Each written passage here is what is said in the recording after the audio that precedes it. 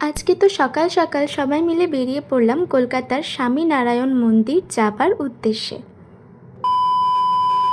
তো দিনটা তো ছিল 29 মার্চ রবিবার, আর আমরা সবাই মিলে সকাল 7টা নাগাদ কলকাতার উদ্দেশ্যে রওনা দিয়েছিলাম। আর আমরা তো প্রায় সকাল 10টা নাগাদ স্বামীনারায়ণ মন্দিরে পৌঁছেও গেছিলাম। আর আমরা তো প্রায় 8জন মিলে আজকে এসেছি।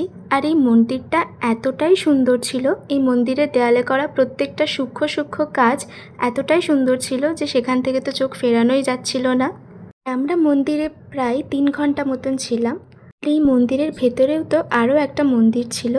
আমরা যেহেতু সকালে গিয়েছিলাম, রাত্রে গেলে আরও হয়তো ভালো লাইটিং দেখা যেত। তো এই জায়গাটায় প্রায় অনেকক্ষণ সময় কাটানোর পর আমরা তো চলে গেছিলাম ভোগ খেতে। আর আমরা প্রায় 2টো মতন থালি নিয়েছিলাম, আর সেটাই সবাই মিলে ভাগ করে খেয়েছিলাম। তো তারপর তো আমরা মন্দির থেকে চলে এলাম, আর এরপর তো আমরা আরও একটা জায়গায় গিয়েছিলাম, সেটা তো আছে নেক্সট পার্টে। তো দেখা হবে অন্য কোনো একটা ভিডিওতে। এই ভিডিওটা ভালো লাগলে সাবস্ক্রাইব করতে ভুলো না। টাটা।